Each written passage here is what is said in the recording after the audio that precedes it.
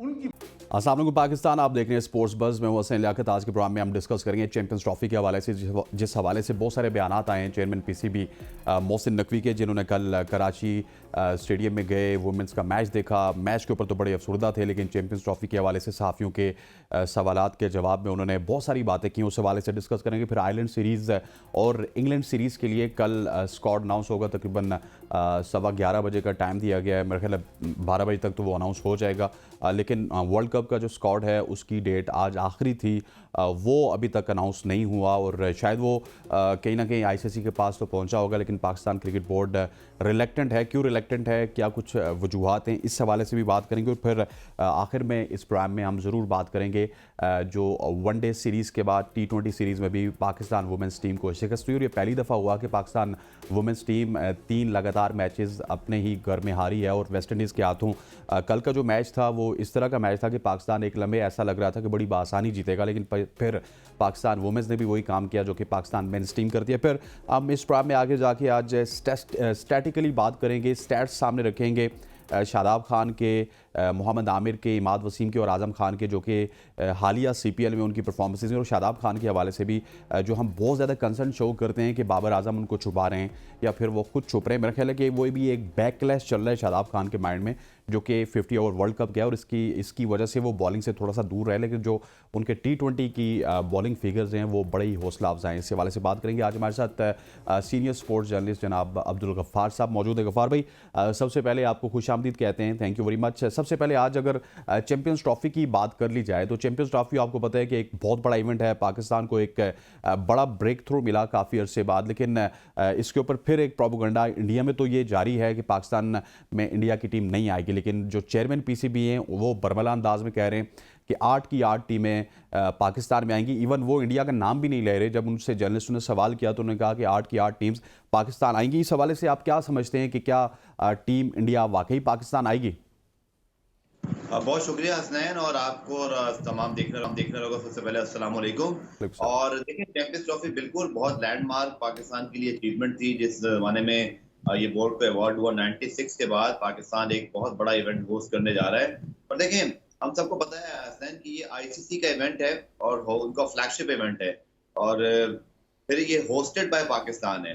तो अक्ल तो यही कहती है, हालात भी यही कहते हैं। पाकिस्तान में हालिया दिनों में जो क्रिकेट हुई है, सक्सेसफुली हमने होस्टिंग की है, Australia, England, New Zealand, south Africa, name it, तकरीबन तमाम इंटरनेशनल टीमों की। तो वाकई इंडिया के पास कोई वजह नहीं है सिवाय इसके कि जो उनका गवर्नमेंट है वो उनको मना कर दे। अब एक प्रॉब्लम है हसनैन कि फीफा गवर्निंग बॉडी है, आईसीसी मेंबर्स बॉडी है, और यहाँ पर आपको पता है 10 से 12 ही मुल्क हैं जिनका असर और रसूख, और भारत का सबसे ज्यादा है। तो ये आईसीसी का टेस्ट है, पाकिस्तान से ज्यादा ये आईसीसी का टेस्ट है कि आईसीसी मेगा इवेंट के अंदर आपको याद है कि वो अपनी कोशिश पूरी करते हैं। आपको याद है पाकिस्तान ने भी थोड़ा सा कहते हैं ना, जो भारत की डोज है वो उनको दी थी। आपको याद है जब आईसीसी के चीफ एग्जीक्यूटिव और आईसीसी के जब चेयरमैन पाकिस्तान आए थे, तो उस वक्त तक वर्ल्ड कप की अनाउंसमेंट शेड्यूल की नहीं हुई थी। और फिर पाकिस्तान आकर जब जैसे ही वो गए, कुछ दिनों बाद हमने देखा कि अनाउंसमेंट वगैरह हुई, लेकिन पाकिस्तान ने वहां एक स्टैंड लिया था। बट अब क्या होगा, ये बड़ा $1 मिलियन क्वेश्चन है। मोहसिन नकवी साहब की मैं इस बात से एग्री करता हूँ। फिलहाल आईसीसी और पीसीबी का यही स्टांस नजर आता है। अगर आप पता भी करें तो वो ये कहते हैं कि पाकिस्तान में चैंपियंस ट्रॉफी के लिए तमाम तर जो तैयारियां हैं, जो हमारे इंस्पेक्शन हैं, जो रूटीन के चेकअप्स हैं, जो तो सब एज पर शेड्यूल हो रहे हैं। तो वाकई ऐसा ही है।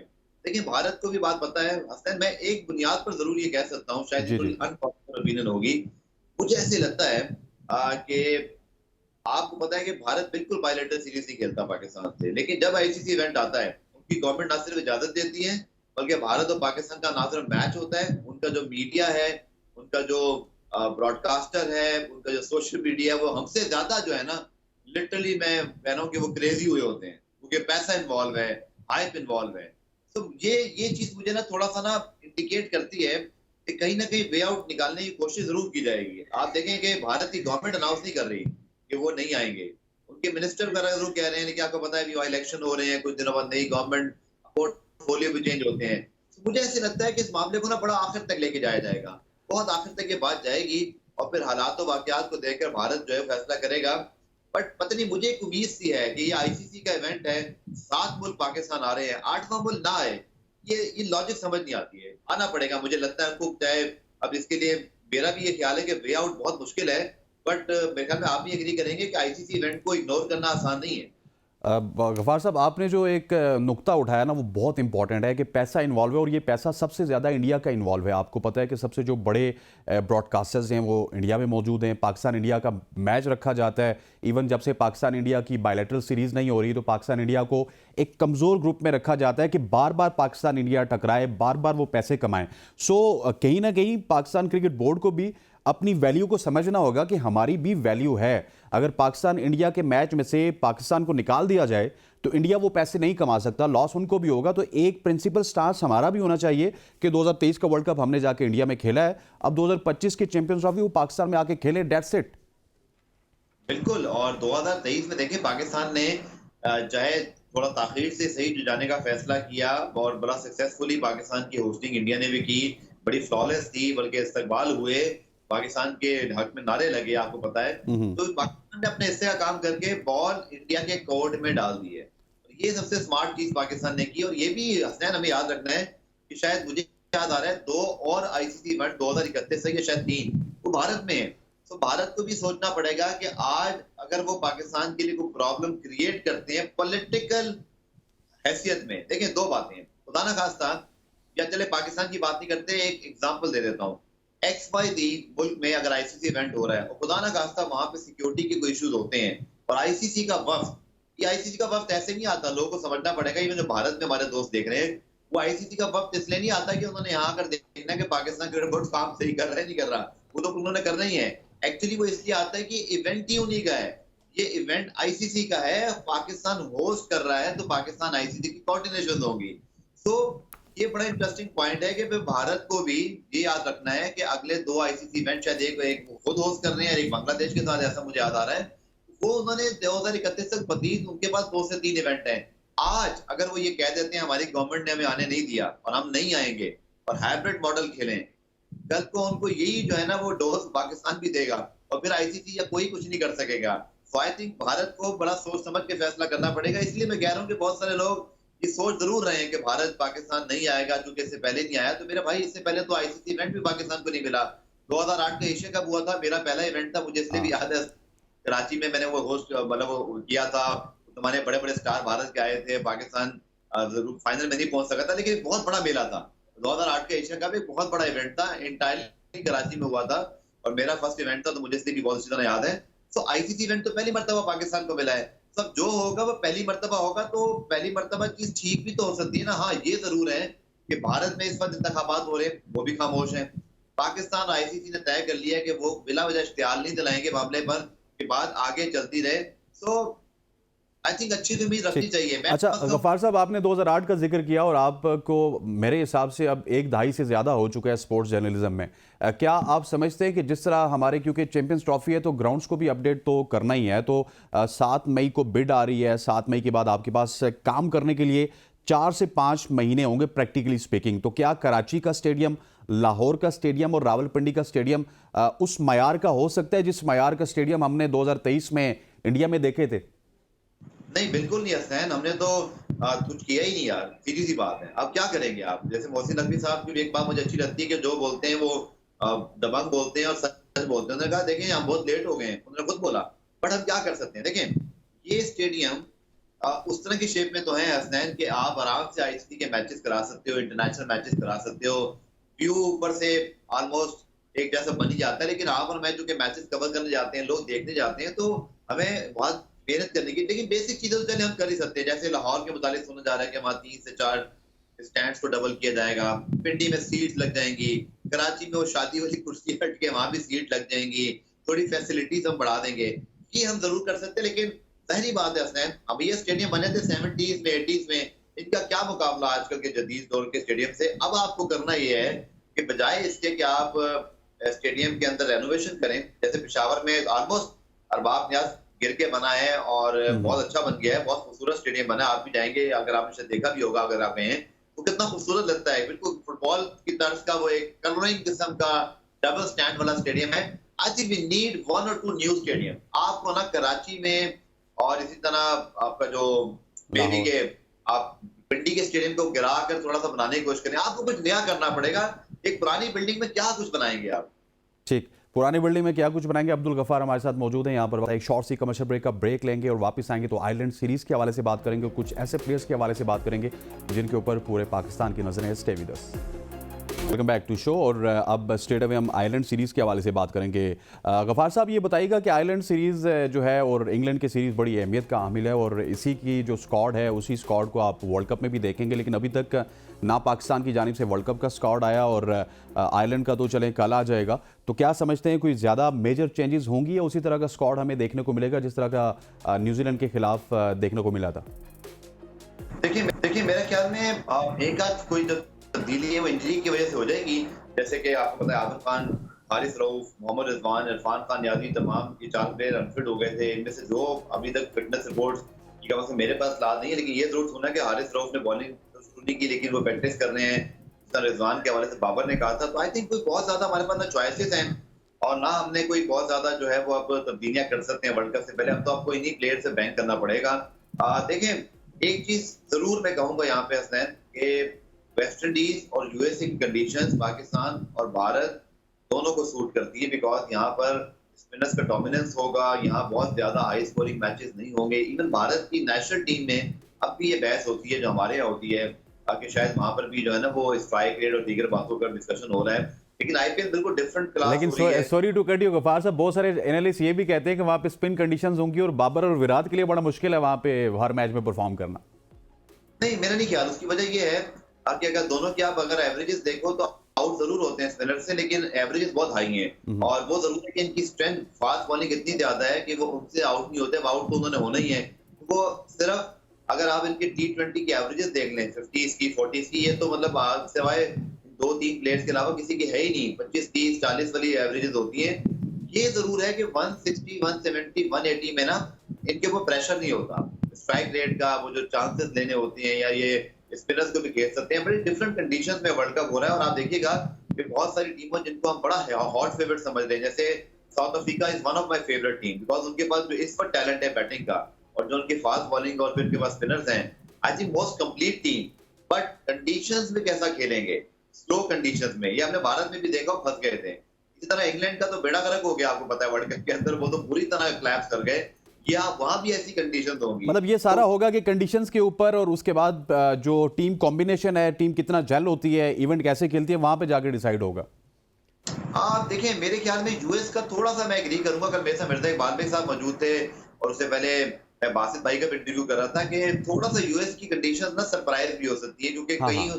क्रिकेट खेली नहीं है। पता नहीं है कि वहां पर क्रिकेट का मैच, हालांकि बताया जाता है कि शायद बहुत ज्यादा डिफरेंट नहीं होगी। वेस्ट इंडीज तो आपको पता है टोटली, अगर सीपीएल में देखो तो 170, 180 और इस तरह साइम अयूब अगर यहाँ स्ट्रगल कर रहे हैं बट वहां उनका रिकॉर्ड अच्छा है। आजम खान बड़ा अच्छा खेलते हैं। तो बहुत इंटरेस्टिंग सिचुएशन है, लेकिन हमें क्या करना है अफनान, ये बहुत जरूरी बात है। तो ये है कि अब जो फैसले हो गए हैं ना, अब उन पर खुदारा न्यूजीलैंड सीरीज के बाद उस पर स्टैंड लेने। मतलब जैसे जाती तौर पे अगर मैं शायद एक मेरा प्रिंसिपल स्टैंड था कि जो प्लेयर्स जा चुके हों उनको वापस आने का मतलब ये होता है कि आप पीछे आ रहे हैं। तो आमिर बाद को अगर आप ले भी आए हैं ना, चाहे जिसका इख्तिलाफ था नहीं था, लेकिन आप बैक करें। अब उनको ले करना है, क्योंकि अब अगर आप उनको निकालेंगे किसी और को लाएंगे ये नहीं वर्क करता। और अब इवन मुझे गैरी कस्टन पे हसनैन ये बड़ी उनके साथ सिंपैथी है अभी से कि सिर्फ 7 मैचेस, बल्कि शायद आयरलैंड के मैचेस में वो है भी नहीं है, शायद इंग्लैंड में आएंगे, जहां तक मुझे समझ में आई थी प्रेस रिलीज। 4 मैचेस के बाद कोई वर्ल्ड कप में होता रहा कोच भी, उसके पास भी क्या गेम प्लान होगा। तो अच्छा सर, आपने एक बड़ा इंटरेस्टिंग पॉइंट रेज किया कि जो फैसले लिए हम थोड़ा सा पीछे चले गए। अब कल के एक मैच की आपको सिचुएशन बताता है चलूँ, जहाँ पे मोहम्मद इखलाक ने 101 रन बनाए, अहमद शहजाद ने 59 रन बनाए। अब ये डोमेस्टिक के परफॉर्मर हैं गफ़ार साहब, फिर हम सवाल करते हैं कि डोमेस्टिक के परफॉर्मेंस को कब मौका मिलेगा। तो अब हम ये समझ सकते हैं कि ठीक है हम पीएसएल की बुनियाद पे T20 की टीम बनाते हैं, लेकिन ये अहमद शहजाद हो गए, इखलाक बहुत सुपर परफॉर्म कर रहे हैं। आपके कराची में भी उन्होंने बड़े रन्स किए, एसपीएल में रन्स किए। तो इन लोगों को फिर अब जो 50 ओवर की गेम है या फिर टेस्ट क्रिकेट की गेम है, वहाँ पर तो मौका मिलना चाहिए। देखिए 2 चीजें आपको पहले तो बतौर क्रिकेट बोर्ड और क्रिकेट नेशन एक प्रोग्रेसिव स्टैंड लेना पड़ेगा। हमारे यहाँ होता क्या है, कि एक साल बाद तब्दील चेयरमैन, 6 महीने बाद तब्दील चेयरमैन, एक सेक्टर की एक सोच, दूसरे की दूसरी सोच। अब भारत में आप देखिए, मैं एक मिसाल दे रहा हूँ जस्ट फॉर कंपैरिजन। अब एमएस धोनी भी तो खेल रहे हैं सीएसके से और बहुत अरसा हो गया रिटायर हो गए हैं। मेरे ख्याल में वो पाकिस्तान में होते तो शायद हम उनको ले आते। मैं ये बात इसलिए कह रहा हूँ कि वहां पे ऐसी चीजें नहीं होती, बहुत रेयरली कहीं ऐसा होता है। हमारे यहाँ प्रॉब्लम पता है क्या है? हमारे यहाँ दोनों चीजें गलत है। एक तो प्रोग्रेसिव नहीं है और दूसरा हमारे स्टैंडर्ड भी डबल है। आप बिल्कुल ठीक कह रहे हैं। अगर आप 2 प्लेयरों को लेके आ सकते हैं रिटायरमेंट के बाद, तो फिर हर प्लेयर बोलेगा जी मेरा भी हक है, मुझे भी लेकर आए। लेकिन दुनिया में पता क्या होता है? अब आप देखिए, आयन मॉर्गन अगर रिटायर हो गए थे तो रिटायर ही है, और फिंच अगर रिटायर हुआ, हालांकि जब रिटायर हुए दोनों प्लेयर, ये क्विंटन डिकॉक ने जब वन ऑफ द फॉर्मेट छोड़ा, तो ऐसा नहीं है कि वो दोबारा आ जाएंगे। एबी डिविलियर्स की भी बात छेड़ी गई थी, आपको पता है, आप भी क्रिकेट फॉलो करते हैं इतने अरसे से। उनको भी उनके बोर्ड ने कहा नहीं भाई, जो सिस्टम है वो अब चलेगा। सिस्टम कभी तब्दील नहीं होता इंडिविजुअल के लिए। आप मेरा पॉइंट समझे? जी जी। हमारे यहाँ पर इंडिविजुअल्स के जरिए या इंडिविजुअल्स के लिए सिस्टम ही तब्दील कर दिया जाता है। अब आपने उन प्लेयर्स को, मैं अगेन ये कह रहा हूँ कि आप, मैं ये नहीं कह रहा कि उनको ड्रॉप करते हैं। अब आप ले आए हैं, आपके प्लान में तो चलाइए, लेकिन यार आप डोमेस्टिक क्रिकेट को ओवरलुक कर देते हैं। एग्जैक्टली। अब बहुत सारे प्लेयर ये समझते होंगे डोमेस्टिक प्लेयर के, जैसे मोहम्मद अली की मिसाल दे दूं, वो बेचारा तो सब जगह परफॉर्म करके आया, बट उसकी जगह टीम में नहीं है। बट मोहम्मद आमिर ने पीएसएल में चंद मैचों में अच्छी बॉलिंग की और वो तो डोमेस्टिक क्रिकेट भी नहीं खेलते, तो वो टीम में आ गए। ये जो आपकी क्लासिफिकेशन है ना, ये है क्रिकेट का असल में आपका problem. Bharat, Australia, England, south Africa, ये न्यूजीलैंड, जोफ्रा आर्चर टीम में आ रहा है तो वन फिट था, इसलिए नहीं आ रहा किसी ने रिटायरमेंट ले ली थी। हमारा जो क्रिकेट है ना, वो माशाल्लाह से जब तक हमारे यहाँ कंसिस्टेंसी नहीं आएगी ना सर, यही हाल रहेगा। अगर मोहसिन नकवी साहब मौजूद रहते हैं, अल्लाह करे जैसे उनके 3 साल हैं, तो शायद सूरत हाल बेहतर होगी। देर से सही हमारी गाड़ी चल पड़ेगी। लेकिन वो जो हुआ है ना 1 साल पहले, रमीज राजा, जका अशरफ, हाँ नजम हाँ। सेठी, मोहसिन नकवी, सर इस तरह तो आपका काम कभी नहीं चलेगा। अच्छा, वो मोटा ही होगा अगर आप भी दुनिया में अच्छा कर दें। बिल्कुल। अच्छा गफ्फार साहब, मैं शादाब खान के हवाले से आपसे बात करना चाहता हूँ। शादाब खान के ऊपर हम गाए बगाए तनकीद भी करते हैं जब उनकी परफॉर्मेंसेज अच्छी नहीं होती, लेकिन मैंने आज कुछ स्टैट्स निकाले हैं और ये स्टैट्स ये जो न्यूजीलैंड की सीरीज़ है इसके भी नहीं है और जो न्यूजीलैंड में पाकिस्तान गई थी उसके भी नहीं है। ये उससे पहले के हैं, जब उन्होंने वर्ल्ड कप में परफॉर्म किया, जब उन्होंने अफगानिस्तान के खिलाफ परफॉर्म किया। आप बैटिंग में देखिए, बैटिंग में वो 7वें 8वें नंबर पे आते थे। 10 मैचेस में उनके 178 रन हैं, 22 की एवरेज है, 127 का स्ट्राइक रेट है, और जिस नंबर पे वो आते हैं ये बिल्कुल एक्सेप्टेबल है। अच्छा, बॉलिंग की अगर बात की जाए तो गफ्फार साहब 10 मैचेस में शादाब खान ने 37 ओवर्स करवाए और 14 विकेट्स हैं, 15 की एवरेज है और इकॉनमी उनकी 5.87 की है। मेरा ख्याल है शादाब खान को भी और बाबर आजम को भी अपने दिमाग से वो जो एपिसोड है ना 2023 वाला, वो निकालना होगा, क्योंकि शादाब खान T20 में आज भी उतने ही डेंजरस हैं जितने आज से वो 6 महीने पहले या 7 महीने पहले थे, वर्ल्ड कप से पहले। देखिए, उनके साथ से प्रॉब्लम ये रहा हसनैन ओवर द ईयर्स कि वो अनफिट बहुत ज्यादा हुए हैं और वो कंसिस्टेंटली खेल नहीं पाए, और ये उनके लिए भी अच्छा नहीं हुआ, पाकिस्तान के लिए भी अच्छा नहीं हुआ। बल्कि इस जमाने में तो सिलेक्टर्स ने उन्हें वाइस कैप्टन भी अपॉइंट किया और अच्छा खासा उनको टीम में रखा गया, और वो अक्सर अनफिट होने के बावजूद वाइस कैप्टन रहे। उसकी वजह ये थी कि वाकई उनके अंदर एक ट्रू पोटेंशियल है लिमिटेड ओवर्स के, बहुत अच्छे खिलाड़ी का। जो खिलाड़ी इतनी अच्छी फील्डिंग कर सकता है, जो एक प्रॉपर आपका कोटे वाला बॉलर है जो अपने ओवर्स कर सकता है, और जिसकी बैटिंग में भी प्रोग्रेस दिन पर दिन होता जा रहा है, तो ऐसा प्लेयर तो एक ड्रीम प्लेयर होता है। लेकिन अभी भी मेरे अपना जाती ख्याल ये है कि अगर आपने हालिया सीरीज में भी देखा था, कुछ उनकी इंजरी के कुछ अर्से पहले इश्यूज हुए थे, शायद मुझे लगता है कि उनका जो नी का इशू है, जो उनकी बॉलिंग में जो एक प्रॉब्लम बनता जाता है, वो ठीक हो जाए। अगर शादाब खान सुपर फिट हैं तो आई थिंक उनकी टीम में बहुत आराम से जगह बनती है और वो बड़े मैच विनर है। इवन मैं भी उनका स्टैट देख रहा था स्नैन कि उनका T20 का ओवरऑल जो इकोनॉमी रेट है वो जस्ट 7 है। 7 is a fantastic economy rate for the spinner, बहुत अच्छा इकोनॉमी रेट है। फिर उनकी बैटिंग में आप उनको यूटिलाइज कर सकते हो और he is a more than Heidi batsman.